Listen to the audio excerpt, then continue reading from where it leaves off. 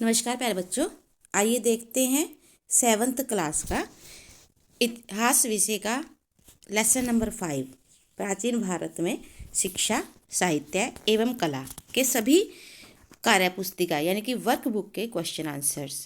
पहला क्वेश्चन है, वैदिक शिक्षा के दौरान विद्यार्थियों को शिक्षा किस प्रकार की दी जाती थी? वैदिक काल में विद्यार्थी गुरुकुलों में रहकर शिक्षा प्राप्त करते थे और इस शिक्षा पद्धति में गुरुओं का विशेष महत्व होता था।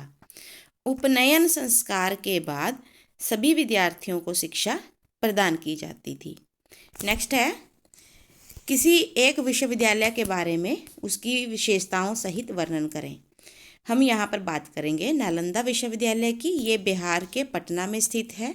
इसकी स्थापना कुमारगुप्त ने की थी। अब इसकी विशेषताएं। नंबर 1, यहाँ 10,000 विद्यार्थी और 1510 शिक्षक कार्यरत थे।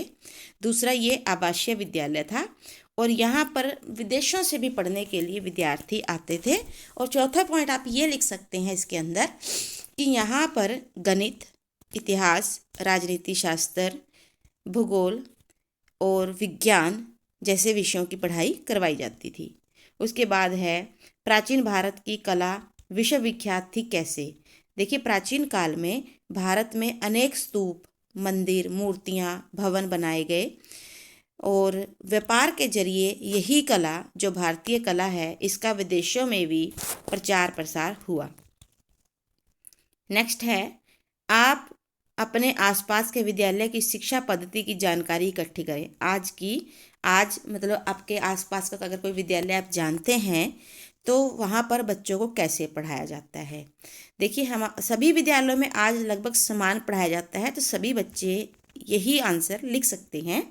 हमारे आसपास के विद्यालयों में विद्यार्थी केंद्रित यानी कि बच्चे को केंद्रित करके शिक्षा प्रदान की जाती है।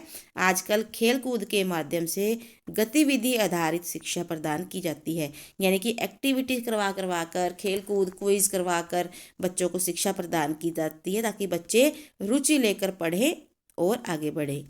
उसके बाद है, अपने अध्याय से जानकारी लेकर यानी कि अपने अध्याय को अच्छे से पढ़कर प्राचीन समय की पुस्तकें और उनके लेखक लिखे। लिखने को बहुत सारी हैं लेकिन जगह ही 3 की तो हमने 3 ही लिखी हैं। रामायण महर्षि वाल्मीकि, महाभारत महर्षि वेदव्यास जी द्वारा लिखी गई है और अष्टाध्यायी जो है पाणिनि के द्वारा लिखी गई है। उसके बाद है, क्या प्राचीन समय में शिक्षा प्राप्त करने से पहले कुछ प्रक्रिया से गुजरना पड़ता था? यदि हाँ, तो वो क्या प्रक्रिया थी? देखिए, प्राचीन काल में विद्यार्थी अपने गुरुओं के पास जाकर वहीं पर शिक्षा ग्रहण करते थे, लेकिन सबसे पहले एक उनका संस्कार होता था। कैसे?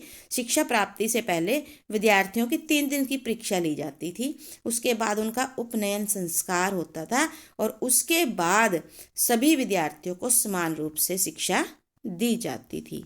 नेक्स्ट है, ज्ञात कीजिए कि प्राचीन काल की शिक्षा व वर्तमान की शिक्षा में क्या अंतर है। बहुत अच्छा क्वेश्चन है ये बेटा। प्राचीन काल में शिक्षा गुरुकुलों में प्रदान की जाती थी और आज स्कूली शिक्षा प्रचलन है। ठीक है। दूसरा है, प्राचीन काल में हस्तलिखित पुस्तकें होती थी या फिर सब कुछ बच्चों को मौखिक रूप से कंठस्थ करवाया जाता था, परंतु आजकल मुद्रित पुस्तकें हैं और इंटरनेट का जमाना है। उसके बाद है, ज्ञात कीजिए कि प्राचीन काल की कला के केंद्र और उनकी विशेषताएं किस प्रकार आज की कला से अलग हैं।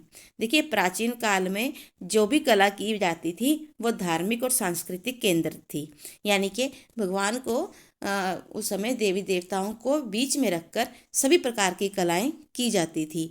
मूर्तियां बनाई जाती थी, मंदिर बनाए जाते थे, स्तूप बनाए जाते थे, विहार बनाए जाते थे, जो भी था तो उसका केंद्र बिंदु होती थी हमारी संस्कृति या धर्म। लेकिन जो आज हमारे यहाँ पर कला बनाई जाती है, कला की जाती है, उसमें विभिन्न शैलियों का और तकनीकों का प्रयोग किया जाता है। मुझे लगता है आपको समझ आ गया होगा कि आजकल अलग अलग शैली और तकनीकों में बिल्कुल मॉडर्न टाइप की कला की जाती हैं, जिसमें जो मानव केंद्रित है यानी कि मानव के ऊपर लिख बनाई जाती हैं, और जो पहले कला होती थी वो धर्म केंद्रित, संस्कृति केंद्रित होती थी।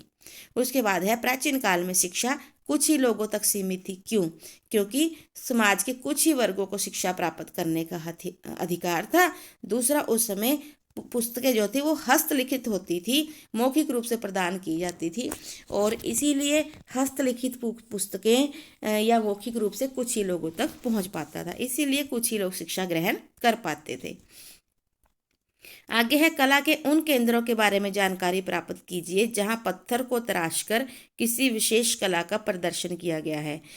आगरा में पत्थर तराशी का काम बहुत ज़्यादा है, और जैसलमेर में भी पत्थर तराशी का बहुत काम है, और आगरा के इसी पत्थर तराशी के काम से हम बने हुए ताजमहल, अग्रसेन की बावड़ी को देख सकते हैं।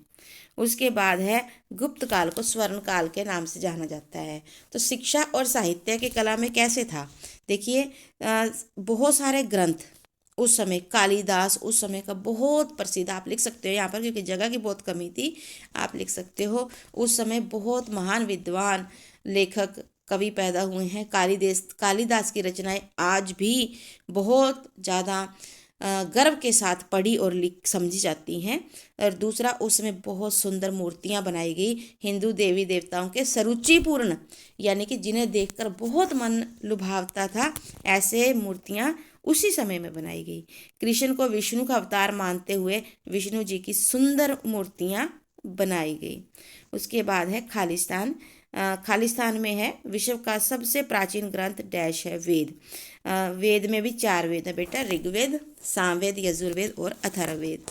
दूसरा है, प्राचीन काल में शिक्षा डैश करनी होती थी, कंठस्थ। कंठस्थ का मतलब होता है मुंजवानी याद करनी होती थी, मतलब कि हमें लिखने का काम कम और मुंजवानी याद करने का काम ज़्यादा होता था। क्षत्रियों को डैश शिक्षा भी दी जाती थी। देखिए उस समय 4 वर्ण होते थे, ब्राह्मण, क्षत्रिय, वैश्य, शूद्र। जो क्षत्रिय थे ना, उनके ऊपर देश की रक्षा का, समाज की रक्षा का भार होता था, तो इसीलिए उन्हें सैन्य शिक्षा दी जाती थी ताकि वो वक्त पड़ने पर अपने लोगों की रक्षा कर सके, यानी कि सैनिक क्षत्रियों में से ही बनते थे। विक्रमशिला विश्वविद्यालय डैश बिहार में स्थित है, भागलपुर बिहार में। जैसे नालंदा बिहार के पटना में स्थित है, ऐसे ही विक्रमशिला भागलपुर में स्थित है। नालंदा विश्वविद्यालय में डैश विद्यार्थी शिक्षा ग्रहण करते थे, 10,000 अभी पढ़ाया था। बताइए कितने शिक्षक कार्यरत थे, याद करके कमेंट बॉक्स में बताना, देखते हैं आप कितना समझ रहे हैं। उसके बाद है, जैन साहित्य में अंग और उपांगों की संख्या थी, कितनी? अंगों की संख्या भी 10 और उपांगों की संख्या भी 10। वेद और पुराण की संख्या क्रमश थी, वेद 4, पुराण 18। विक्रमशिला विश्वविद्यालय की स्थापना 80 ईस्वी से लेकर 810 ईस्वी तक। नेक्स्ट है, वल्लभी विश्वविद्यालय की स्थापना 470 में हुई। और बौद्ध साहित्य में पिटकों की संख्या 3, सुत्त पिटक, विनय पिटक, अभिधम पिटक। मेरे साथ द्वारा दोहराइए, सुत्त पिटक, विनय पिटक, अभिधम पिटक। उसके बाद है, ललित कलाओं में कौन कौन सी कलाएं शामिल हैं। देखिए ललित कला में स्थापत्य कला। स्थापत्य कला का अर्थ होता है, क्या अर्थ होता है? भवन निर्माण कला, यानी कि जितने भी सुंदर भवन बनते हैं वो सब किस में आते हैं? भवन, मंदिर, स्तूप, विहार, ये सब किस में आते हैं? स्थापत्य कला में आते हैं। फिर है मूर्ति कला, जिसमें मूर्तियां बनाई जाती है। संगीत, जिसमें तरह तरह के संगीत गीत शामिल होते हैं। और काव्य, जिसमें काव्य यानी कि कविताएं लिखी जाती हैं। ये चारों किस में आती हैं बेटा? ये चारों की चारों आती हैं ललित कलाओं में। उसके बाद है, नालंदा विश्वविद्यालय की विशेषताएं बताएं। नालंदा विश्वविद्यालय पे काफ़ी जोर है, बुक वालों का काफ़ी क्वेश्चन आ चुके हैं। यहाँ भारत की ही नहीं अपितु विदेशों से भी विद्यार्थी ज्ञान प्राप्त करने के लिए आते थे। भाषा, व्याकरण, राजनीति शास्त्र, धर्मशास्त्र, विज्ञान, गणित आदि विषय यहाँ पर पढ़ाए जाते थे। ये विशेषताएं आप, मुझे ऐसा लगता है कि फाइनल एग्जाम में भी आपको नालंदा के ऊपर खूब सारे क्वेश्चन आने वाले हैं। उसके बाद है, प्राचीन काल में महिलाओं को मुख्यतः शिक्षा दी जाती थी, कैसी? देखो प्राचीन काल में महिलाएं उच्च शिक्षा भी ग्रहण करती थी और ज्ञान प्राप्ति के बाद वे काव्य कला, शस्त्र विद्या मतलब हथियार चलाना, और ललित कलाओं में, यानी कि जो अपने ऊपर पढ़ी है, संगीत, नृत्य, काव्य, भवन कला, मूर्ति कला, ये वाली सब ललित कलाएं होगी बेटा। संगीत, नृत्य आदि में शिक्षा ग्रहण करती थी। उसके बाद है, प्राचीन काल के धार्मिक ग्रंथ। एक तो वेद, जिसमें ऋग्वेद, सामवेद, यजुर्वेद, अथर्ववेद, और एक है पुराण। तीसरा उपनिषद, उपनिषदों की संख्या 108, पुराणों की 18। तो ऐसे ही फिर ब्राह्मण ग्रंथ। वर्तमान समय के 2 विश्वविद्यालय, कुरुक्षेत्र विश्वविद्यालय कुरुक्षेत्र में, दूसरा हम आसान सा लिखेंगे, बाबा फरीद यूनिवर्सिटी है फरीदकोट पंजाब में। उसके बाद है मिट्टी से, क्योंकि ये यूनिवर्सिटी भी बहुत बहुत फेमस है। उसके बाद है मिट्टी से बने खिलौनों की कला को क्या कहा जाता है? मृत्तिका।